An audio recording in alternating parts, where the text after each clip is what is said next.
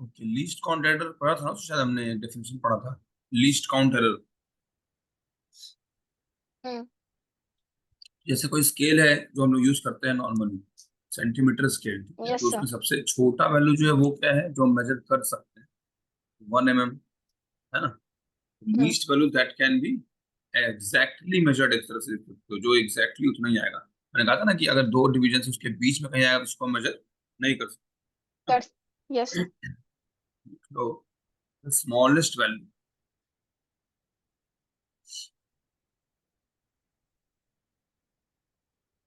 that can be measured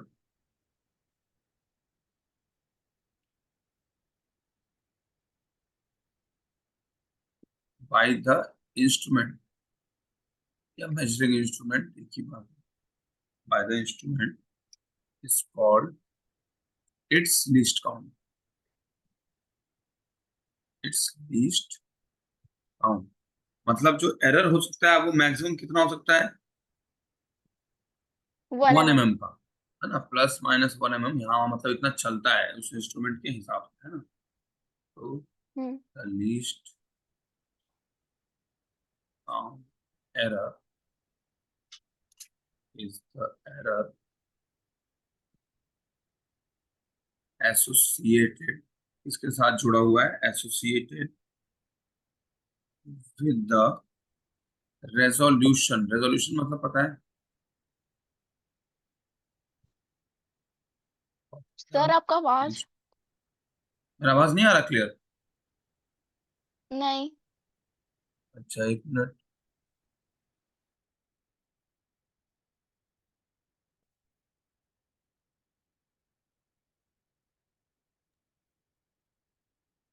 अभी आ रहा है क्या? Yes sir.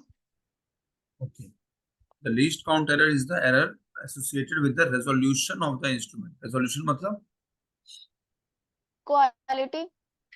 नहीं, जैसे कोई भी दो चीज है, मान लो यहाँ पर है यहाँ पर है, तो क्या हम उसको अलग अलग देख पा रहे हैं?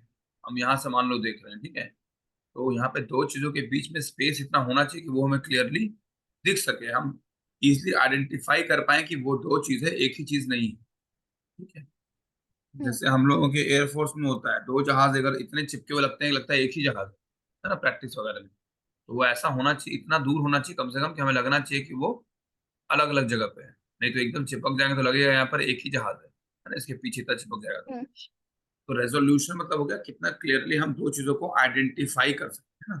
सो resolution is the capability to identify the spacing between two objects या टू आइटम्स को लिख सकते हो। ठीक है, समझ में आ गया? Yes sir. ठीक है, इतना इसका स्क्रीनशॉट ले लो। तो लास्ट में क्या लिखा हुआ है, resolution of the. Instrument, instrument, अच्छा। इंस्ट्रूमेंट या मेजरिंग इंस्ट्रूमेंट लिख लो तो और अच्छा रहेगा, है ना। हम्म। यस सर, इसको क्लियर कर दीजिए। एब्सोल्यूट एरर, है ना, ये पता है तुम्हें, पढ़ा है एब्सोल्यूट एरर। नहीं। जब भी हम मेजर करेंगे तो बहुत सारे ऑब्जर्वेशंस आएंगे, मान लो ये ऑब्जर्वेशंस है, ऑब्जर्वेशंस क्या क्या, A1 आया, एक बार A2 आया, एक बार A3 आया, ऐसे चलता गया, ठीक है। मतलब हम लोग जो एक्सपेरिमेंट्स हम्म। करते हैं ना लैब में, तो हम यस लोग सर। जब ऑब्जर्वेशन करते हैं तो जरूरी नहीं है कि हर बार एक ही आंसर आए, अलग अलग आते हैं ना कभी कभी। हाँ। तो ऐसे ही मान लो चलता गया, लास्ट में हमने टोटल कितने किया, टोटल ऑब्जर्वेशन कितना हो गया, N, है ना, टोटल हम्म। ऑब्जर्वेशन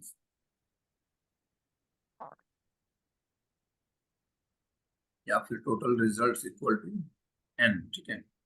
नाउ सब ये एब्सोल्यूट एरर का स्टेप्स है जो हम लिख रहे हैं, ठीक है, एब्सोल्यूट एरर कैसे निकालना है। उसके बाद मीन तो सुना ही होगा, यस सर। तो इसका क्या होगा ये तो पता होगा, अरिथमेटिक मीन, इसका कैसे निकालेंगे ऑब्जर्वेशंस का, हम्म। बताओ कैसे निकालते हैं। Sum of the terms upon number of the terms. Sum of all the observation, हाँ। All the observations divided by upon number of observation. Total number of observation, कितना ऑब्जर्वेशन लिया, इक्वल क्या हो जाएगा, A1 + A2 + A3 ऐसे चलता जाएगा an तक, ना सब प्लस हो जाएगा डिवाइडेड बाई n। ठीक है। हम्म इसको हम और कैसे लिखते हैं, सिग्मा से।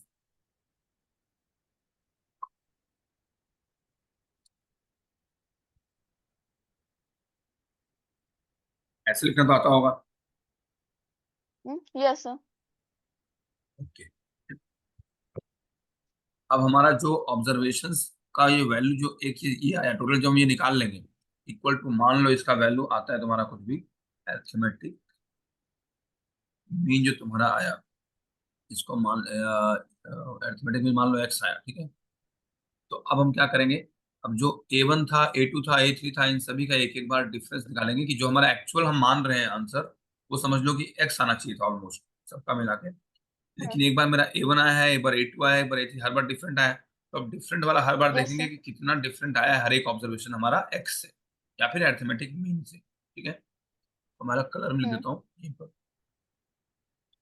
जैसे मैंने लिया डेल्टा A1 इक्वल टू, तो x - A1, डेल्टा A2 क्या आया मेरा, x - A2, delta A2। A3, तो x मतलब क्या है, एक तरह से अरिथमेटिक मीन। तो पहले हमने अरिथमेटिक मीन निकालना ही पड़ेगा अगर हमें एब्सोल्यूट एरर निकालना है। पहले हम क्या निकालना है, अरिथमेटिक मीन, है ना। मीन। उसके बाद ये सारे ऑब्जर्वेशन, जितने भी ऑब्जर्वेशन है, हर एक x से कितना डिफरेंट था, है ना, उसके कितना पास या कितना दूर था। ठीक है, तो ये सारे, अब पहले हमने A1 वाला सीरीज निकाला, फिर अरिथमेटिक मीन निकाला, अब डेल्टा वाला सीरीज निकाल रहे हैं, A1 डेल्टा A2 ऐसा करके, है ना। ये सारे हो गए, हम्म ठीक है। ये सारा ऑब्जर्वेशन आ जाएगा, उसके बाद में हम निकालेंगे डेल्टा A मीन फिर से। अब हम लोग कौन सा मीन निकाल रहे हैं, डेल्टा है, मतलब सारे जितने एरर्स थे, डेल्टा है मीन। जितना डिफरेंट, उन सबका मीन, है ना। तो जैसे पहले क्या था, x - A1, फिर क्या था x माइनस, तो इसको हमने ले लिया था डेल्टा A1, A2 है ना। x2।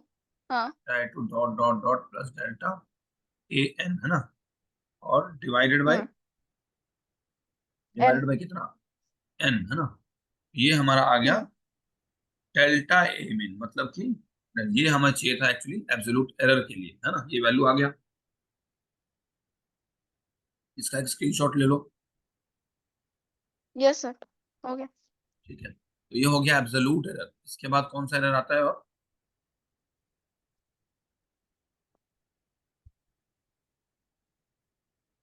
रिलेटिव एरर, है ना। तो ये क्या है,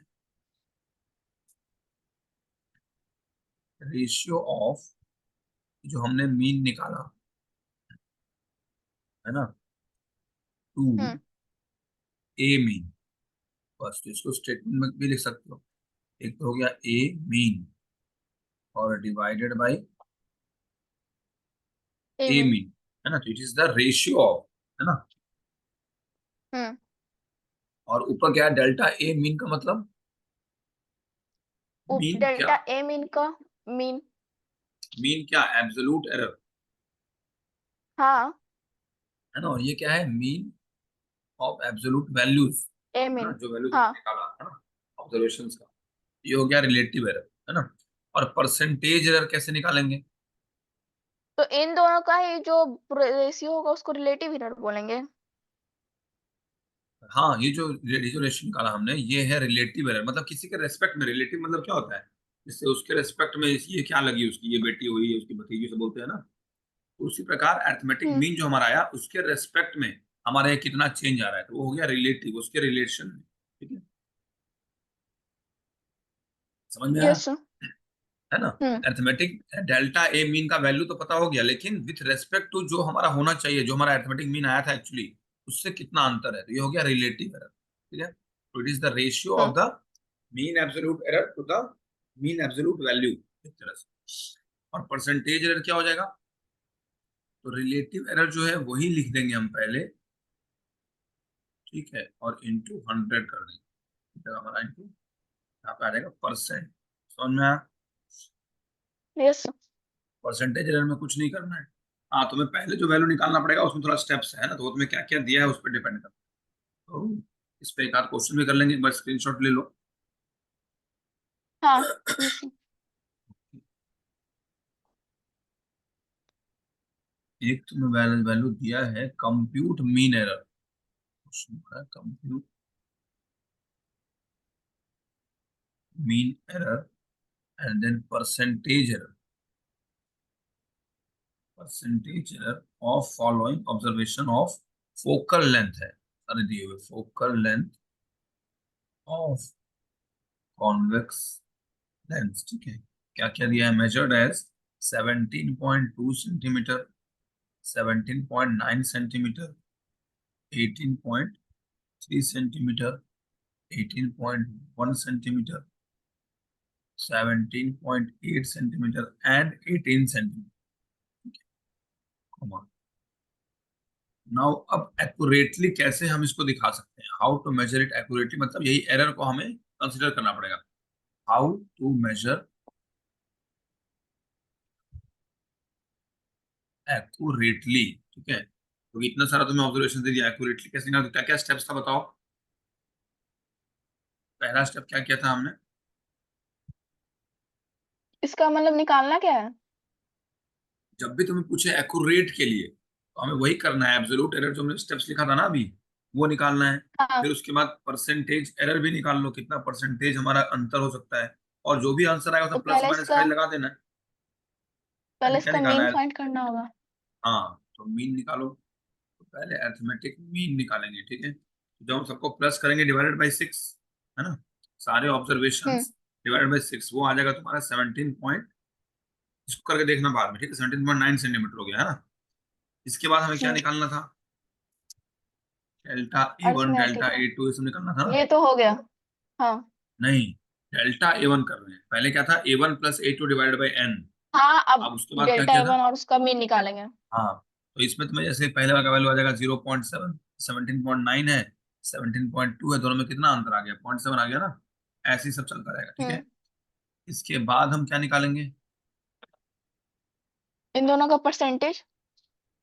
फिर मीन, डेल्टा वाला का भी मीन निकाला था ना, हाँ, जो डेल्टा वाला है उसी का मीन फिर निकाला था, तो मीन एरर क्या हो जाएगा, जितने भी डेल्टा वाले वैल्यू आए, जैसे यहाँ में डेल्टा A1 लिखता हूँ, delta A1 plus dot dot चलेगा डिवाइडेड बाई, है ना, टोटल डिवाइड बाई कितना, 6, वही है ना, हम्म इक्वल टू आएगा 1.5/6, इक्वल टू आ जाएगा 0.25, ठीक है। जीरो पॉइंट टू हम्म फाइव आ गया हमारा, है ना, ये आ गया डेल्टा A। अब परसेंटेज एरर में क्या बताया था, परसेंटेज एरर कैसे निकालते हैं, या फिर वो रिलेटिव एरर, तो डेल्टा A बाई क्या था, delta A by mean AM, into, या A मीन छोटा हाँ नहीं, इंटू, छोटा भी लिख लो, जो पहले था, ये हो गया हमारा हाँ रिलेटिव एरर, है ना। इंटू रिलेटिव एरर में 100। क्या लिख देंगे, डेल्टा A की जगह हमारा क्या लिखेंगे हम लोग, 0.25, जो वैल्यू आया है 0.25, डिवाइडेड बाई कितना हो गया 17.9, है ना। 17.9। ये हो गया रिलेटिव एरर हो गया, है ना। और परसेंटेज हाँ, एरर कैसे निकालेंगे, तो इसको 100 से मल्टीप्लाई कर देंगे। इंटू 100%, ठीक है। तो ये सारे स्टेप्स समझ में आ गया, है ना। हम्म इसका स्क्रीनशॉट ले लो।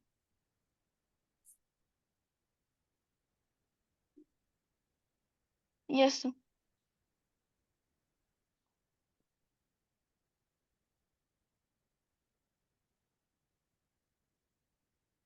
नाउ एरर्स ऑफ ए सम और डिफरेंस, और डिफरेंस, जब भी हम कोई सम या डिफरेंस कर रहे हैं, ठीक है, मान लो A और B का, और A का अलॉट पीरियड है, A का गलती इतना हो सकता है, प्लस माइनस डेल्टा लिख लो इसको, और B का गलती इतना हो सकता है, डेल्टा ठीक बी। है। तो हम्म टोटल कितना गलती हो सकता है, मान लो मैं अगर लिख रहा हूँ Z = A + B, है ना, तो डेल्टा Z हम्म क्या हो जाएगा, तो delta A plus plus minus, delta B. हाँ, हाँ, plus minus delta A plus minus delta minus B, है डेल्टा ना। बी। या तो plus delta A plus delta B होगा, या फिर minus delta A minus delta delta minus delta B B. होगा। तो प्लस मतलब इतना ऊपर, और माइनस ऊपर नीचे, बोलते हैं इतना ऊपर नीचे चलता है, तो एक तरह से ये इतना ऊपर और हाँ, इतना नीचे जा सकता है ना। जैसे क्वेश्चन में लिख दे रहा हूँ साइड में, the temperature of two bodies measured by thermometer are, क्या क्या है, T1 = 20 degree Celsius plus minus 0.5 degree Celsius, and T2 दिया है 50 degree Celsius plus minus 0.5 degree Celsius. ठीक है, now calculate the temperature difference and error कितना होगा। Temperature difference and error तो कितना हो सकता है बताओ। इसका रिजल्ट जो हम लिखेंगे वो कैसे लिखेंगे। सबसे पहले 20 degree Celsius plus 0.5 degree Celsius. 20 degree Celsius plus 0.5 degree कितना आ जाएगा। इसका 20.5 डिग्री सेल्सियस। वैसे नहीं लिखेंगे, तो सबसे पहले हम लोग इसको देखेंगे, प्लस माइनस वाला भूल जाओ। ठीक है, प्लस माइनस वाला कब लगेगा, ये फॉर्मूला लास्ट में लगाया है ना, ये वाला चाहे ये वाला, ये सब लास्ट में लेंगे। ठीक है, तो पहले इन दोनों में कितने का अंतर है, 50 और 20 में 30 का, तो 30 डिग्री सेल्सियस। ठीक है, जो हम नॉर्मल लिखते हैं, उसके बाद देखेंगे कि एरर कितना हो सकता है। तो इसने बोला है 0.5 और यहाँ बोला है फिर से 0.5। तो हमने क्या लिखा था यहाँ पर कि जो ऊपर वाला एरर है और नीचे वाला दोनों को प्लस कर दिया था ना, या हाँ, तो दोनों प्लस हो जाएंगे या दोनों माइनस। दोनों अगर प्लस कर देंगे माइनस हम हो लोग जाएंगे। तो +1, और माइनस कर देंगे तो -1, है ना। तो -1। +-1 डिग्री सेल्सियस, मतलब 30 डिग्री तो हमें पता ही था। एरर वाला पहले भूल जाना है, पहले नॉर्मल में सोचो, तो 30 वाला तो पता ही था इतना आएगा ही। लेकिन ऊपर नीचे कितना हो सकता यस। है, तो ऐसे 0.5 होता है, लेकिन दोनों में ही एरर 0.5 का हो सकता है। तो दोनों मिला के कितना एरर हो सकता है, 1 डिग्री सेल्सियस का एरर हो सकता 1। है ना। तो +-1 डिग्री सेल्सियस हो गया। ठीक है, ये सब किसके लिए हमने पढ़ा, सम और डिफरेंस, या तो हम उसको जोड़ रहे हैं या घटा रहे हैं तब, है ना। घटाएंगे तब भी यही होगा। ठीक है, और सम करें तब भी यही होगा। अब दूसरा मेथड करते हैं, इसका स्क्रीनशॉट ले लो।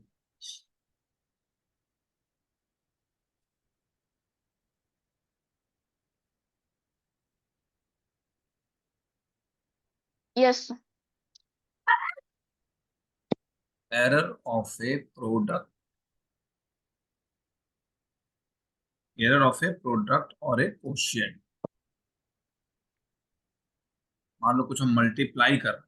ठीक है, जैसे वहां z इक्वल टू क्या लेते हैं, a प्लस बी, यहाँ ले लो a इंटू बी। ठीक है, तो डेल z बाई जेड से हम डिनोट करते हैं प्रोडक्ट और क्वोशिएंट का एरर। यहाँ लिख देंगे डेल्टा a बाई ए और plus delta b by B. B. ठीक है, इसकी याद रहेगा। Yes sir. ठीक है, इसमें हम मल्टीप्लाई कर रहे हैं, तो इस पे एक क्वेश्चन कर लेते हैं।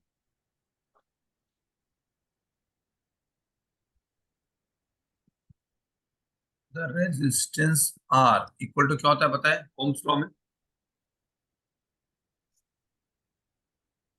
ओम्स लॉ पढ़ा है कि नहीं, हेलो। ओम्स लॉ पढ़ा है ना, ओम्स लॉ। Yes sir. तो ओम्स लॉ में आर इक्वल टू क्या होता है, V अपॉन I। नहीं, V R upon, is equal to V upon I। हाँ हाँ, तो ठीक है, वेयर, ठीक है, वी इज इक्वल टू दिया हुआ है 100 ±5 volt, and I is equal to दिया हुआ है 10 ±0.2 एम। ठीक है, परसेंटेज एरर क्या होगा ये निकालना है विथ दिस मेथड, है ना। तो कैसे कर सकते हैं परसेंटेज एरर। देखो पहले वाले में दिया है +-5, है ना। तो 5 कितने में से, मतलब 100 में से, 100 में से 5 का एरर चलता है, मतलब 5 का एरर चलेगा हाँ, कितने में से, 100 में से। 100 बोल 100 लेंगे में तो से। 105 या 95 हो सकता है ना। तो ये हो गया कितना, 5%। Yes sir. इसी प्रकार 0.2 आउट ऑफ 10 चलता है, यानी कि ये कितना हो गया, 2/100। 0.2 मतलब 2/10 होता है ना। 2/100 हो गया, यस यानी कि सर। कितना परसेंट हो गया, 2% हो गया, 2%। है ना। तो अगर हम यस सर। मल्टीप्लाई या डिवाइड कर रहे हैं तो इस ढंग से कैलकुलेट करके हमको खाली उनको जोड़ देना है। ये आया तुम्हारा डेल्टा ए बाई ए एक तरह से, और ये आ गया डेल्टा बी बाई बी। ठीक है, तो टोटल A परसेंटेज कितना हो B। गया, 7%, है ना। और नहीं तो हो जाएगा +-7, क्योंकि 5 और ये तुम्हारा दो, हाँ। 7 आ गया ना। ठीक है, ये भी समझ में आ गया। Yes sir. ओके, स्क्रीनशॉट लेना, ले लो, फिर मैं क्लियर कर देता हूँ।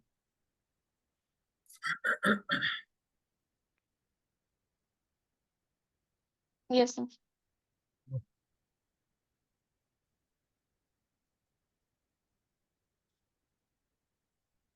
Find the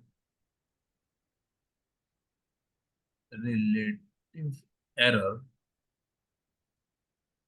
in Z if Z is equal to A to the power 4, B to the power 1 by 3 divided by C D का पावर 3 by 2। इस टाइप का क्वेश्चन आ सकता है क्योंकि हमारा एनसीईआरटी का ही है, ठीक है। तो इस टाइप को कैसे करेंगे रिलेटिव एरर? तो जो भी एक्सपोनेंट्स अगर दिया है तो उसको किस फॉर्म में करते हैं मैं बता।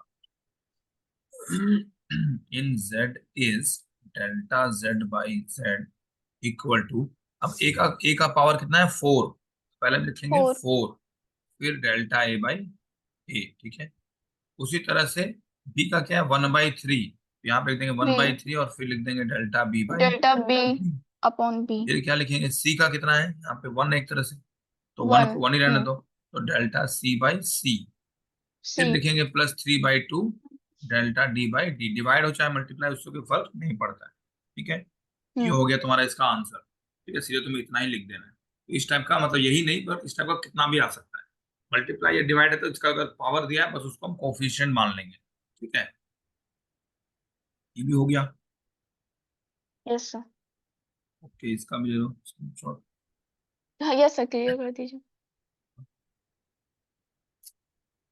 अब एक क्वेश्चन है बहुत ही कॉमन, ठीक है। इसमें दिया रहेगा सिंपल पेंडुलम के लिए 2π√L/G, ठीक है। और यहाँ दिया है मेजर्ड वैल्यू ऑफ एल दिया है इज 20 सेंटीमीटर, ठीक है। और known to hmm 1 mm accuracy, मतलब ±1 mm, ठीक है। एक्यूरेसी अगर दिया है मतलब +-1 मिलना, जितना भी दिया है एक्यूरेसी, ठीक है। And time for 100 oscillations, and time for 100 oscillations, time for 100 oscillations is 90 second, ठीक है। Using a wrist watch of 1 second resolution, wrist watch जो है उसका रेजोल्यूशन कितना है 1 सेकेंड, मतलब 1 सेकेंड से कम नहीं दे पाएगा, है ना, 1 second value. What is the hmm accuracy या find the accuracy of determination of g, ठीक है। Accuracy of determination of g कितना होगा? तो पहले तो हमारा लेफ्ट साइड में हम जी लेके आ जाएंगे, T is equal to 2π√L/G लिया है ना, तो दोनों तरफ या तो पहले हम्म स्क्वायर कर दो, तो यहाँ से कितना आ जाएगा, टी का वैल्यू जो दिया मान लो यहाँ पे टी स्क्वायर कर देंगे अगर, है ना, यहाँ क्या आ जाएगा 4π² L/G, इससे हमें जी हम्म मिल जाएगा। जी इज इक्वल टू क्या आ गया 4π² L/T एल स्क्वायर, टी है ना। स्क्वायर। हमको निकालना, हमको जी से मतलब है ना। तो अब क्या हम्म लिखते हैं हम लोग, डेल जी बाई जी लिखते हैं, ठीक है, equal to del L by L, एक हमारा उस तरफ एल है, ठीक है। हम्म और टी का देखो स्क्वायर है ना, तो क्या हो जाएगा प्लस, हम्म टी का स्क्वायर है तो 2। 2 डेल टी बाई टी, ऐसे लिख सकते हैं, है ना। ओके, ना तुम्हारा जो डेल एल है दैट इज लेंथ, वो कितना हो जाएगा, डेल एल मतलब 1 mm था, है ना। हम्म तो ये कितना हो जाएगा, ये तो तो उसको मिलीमीटर में सेंटीमीटर था। में। हाँ हाँ तो सेंटीमीटर में, उसको कितना हो जाएगा पॉइंट सेंटीमीटर वन में 0.1। हाँ। हाँ डिवाइडेड बाई एल कितना है 20 दिया ही हुआ है ये तो गिवन है हम्म ना। +2 इंटू, अब इसके अंदर क्या आ जाएगा, तो क्या था ये del T that is 1 second divided by कितना हम्म 90 सेकेंड, जी 90। है ना। इक्वल टू कितना हो जाएगा, इसको कैलकुलेट कर लेना, ये आ जाएगा तुम्हारा 0.027, इसका भी स्क्रीनशॉट ले लेना। तो अब हमें परसेंटेज एरर निकालना है ना। परसेंटेज एरर जब निकालते हैं, ब्लैक कर देता हूँ मैं इसको। परसेंटेज एरर जब हम निकालेंगे तो इसको हम डिनोट करेंगे कैसे, 100 इंटू डेल जी बाई जी, क्योंकि हम लोग क्या करते हैं परसेंटेज से हमेशा इंटू 100 करते हैं। तो लेफ्ट साइड में क्या है हम्म डेल जी बाई जी है ना, रिलेटिव वाला, तो इसको भी इंटू 100 करेंगे और राइट साइड भी इंटू 100 करेंगे, है ना। यस अगर सर। इस साइड इंटू 100 करें तो उस सब भी होगा। तो यहाँ पे इक्वल टू क्या करेंगे, 100 into del L by L plus 2 into 100 into del T by T, है ना, del T by T equal to ये तुम्हारा अच्छा, कितना आ इसका जो जाएगा। फाइनल, सर, हाँ इसका जो फाइनल आंसर आया 0.027, इसी को 100 से मल्टीप्लाई नहीं कर सकते हैं? हाँ, ऐसे भी कर सकते हो, लेकिन डायरेक्ट मान लो तुम्हें ऐसा कुछ दिया भी है बुक में, तो भी तुम्हारे ऐसा दिया है, इसलिए मैं समझा दे रहा हूँ ऐसे कि मान लो ऐसे भी दिया यस। है। तो जैसे इसमें लिखा है तुम्हारा 3%, तो वही अप्रॉक्स 3% ही आएगा। या तुम 100 से करोगे तो बस यहाँ यहाँ से ये जंप कर जाएगा, तो कितना आ रहा है, 2.7, है ना। तो अब एक बार टू चेक पॉइंट कर सेवन लेना अपने यस सर। कॉपी में, अपने कॉपी में चेक कर लेना कि क्या ये एग्जैक्ट 3% आ रहा है, या फिर ये भी 0.027 के आसपास, मतलब 2.7 ही आ रहा है ना, एक बार ये देख लेना। टू पॉइंट क्योंकि सेवन बुक आ में रहा है सर। तुमने करके देख लिया यस सर। है ना, तो 2.7 ही आएगा। बट बुक में 3% लिखा हुआ है, तो इस ढंग से लिखा है, मैंने दे दिया। मान लो तुम्हें ऑप्शन दिया है 4, उसमें कहीं 3% दे हम्म। दिया, तुम्हें आइडिया रहेगा कि हाँ ये चीज एक ही है ना। हाँ।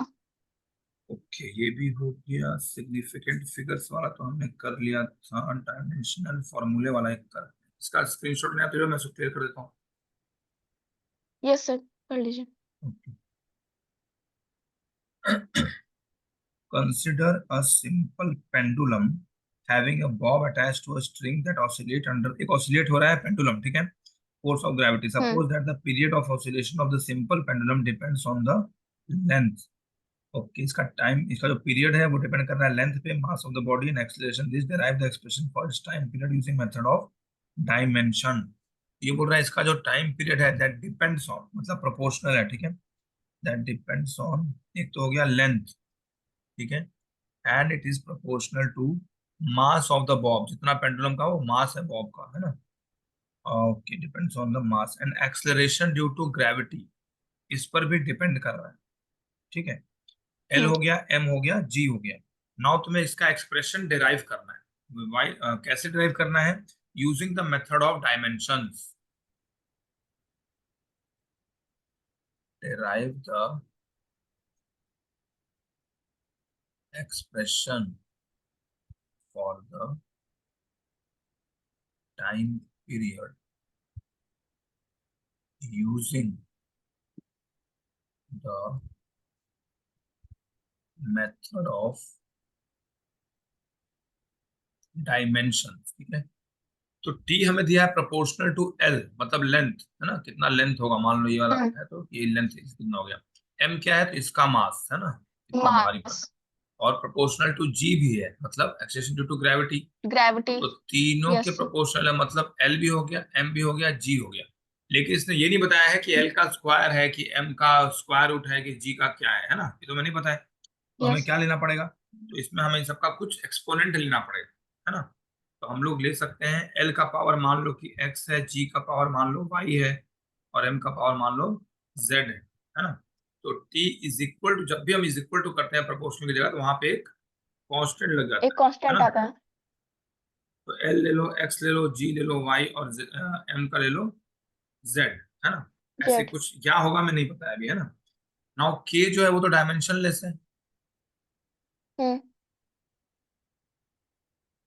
डायमेंशन लेस, ठीक है, तो इससे हमें ज्यादा कुछ फर्क नहीं पड़ेगा, ठीक है। नहीं तो पड़ेगा। अब देखो, जो लेफ्ट साइड में टी है उसका जो हम डायमेंशन के फॉर्म में लिखेंगे तो क्या हो जाएगा, जो हम एम एल टी लिखते थे ना, एम का हम्म। क्या आ जाएगा 0, एल का आ जाएगा 0, और टी पूरा हम्म। पूरा आ जाएगा। टी का पावर एक तरह से लिख सकते हो 1, है ना, एक ब्रैकेट डाल हम्म। देते हैं, ठीक है, इक्वल टू। अभी के से हमें कोई मतलब नहीं है, लेकिन एल से है। तो एल का पावर अगर हम हम्म। 1 लिखेंगे तो इसके बाहर क्या आ जाएगा, एक्स, है ना। हम्म। अब क्या है, जी, जी क्या है, एक तरह से एक्सलरेशन, एक्सलरेशन का क्या होता है, यूनिट, एल टी -1। नहीं, यूनिट मीटर पर तो सेकंड स्क्वायर होता याद है ना, नहीं है। मीटर ओ पर हाँ। Second square. A, acceleration is the what, acceleration is the change in velocity per unit time. तो वेलोसिटी हमेशा हाँ। होता है मीटर पर सेकंड, और टाइम होता है सेकंड।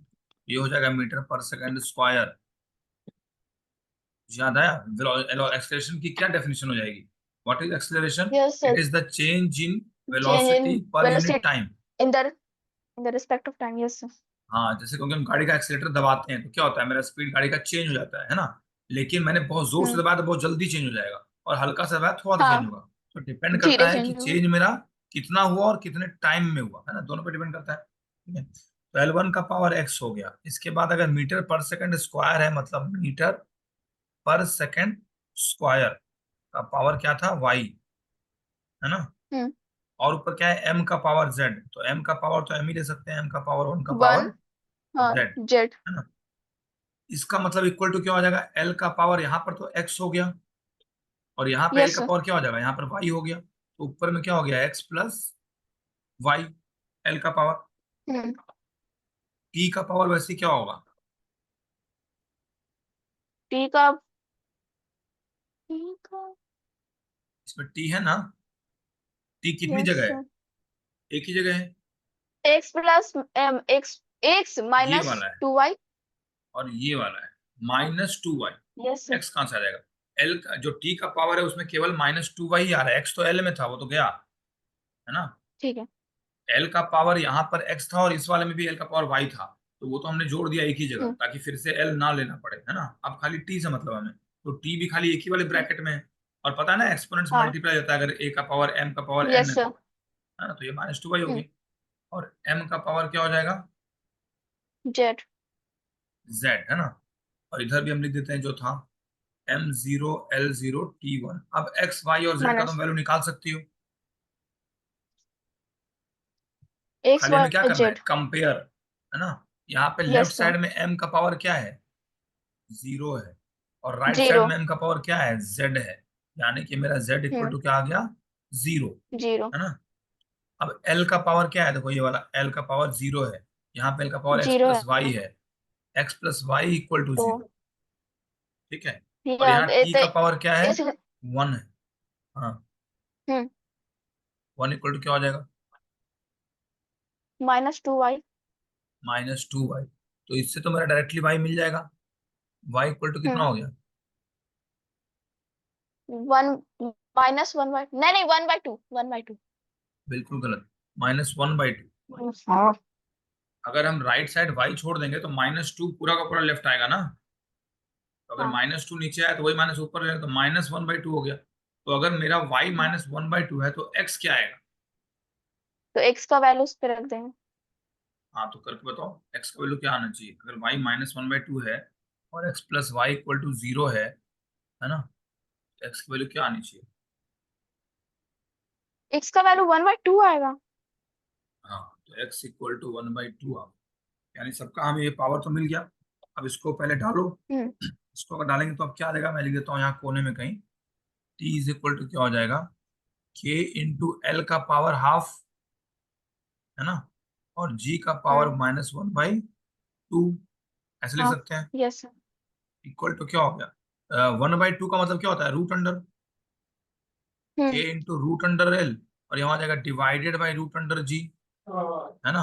और you can write it as k into root under L by g, और यहाँ तो t था ही, हम्म t इक्वल टू क्या आ गया, k into root under L by g. तो जी। हमारा फॉर्मूला डिराइव हो गया, है ना। तो अब ये k जो है इसको हम कांस्टेंट लेते हैं कितना, 2 पाई, है ना। तो ये तुम डायरेक्ट ले सकती हो कि the constant is taken as 2 pi, तो 2 pi root under L by, ये बहुत ही कॉमन क्वेश्चन है, खाली इसी में नहीं, नीट वगैरह या कहीं पे भी ना ये आता है क्वेश्चन बहुत बार, ठीक है। तो इतना समझ गए तो इसको रिवाइज कर लेना, बाकी जितने भी क्वेश्चंस तुम्हारे दिए हैं इस बेसिस पे, है ना, उसको प्रैक्टिस कर लेना, और कुछ डाउट होगा तो पूछ लेना, नहीं तो फिर देखते हैं, फिर नेक्स्ट टॉपिक पे चलेंगे, ठीक है। Yes sir. चलो ओके, इसका हम्म स्क्रीनशॉट ले लिया है ना, yes sir. Okay bye. Bye.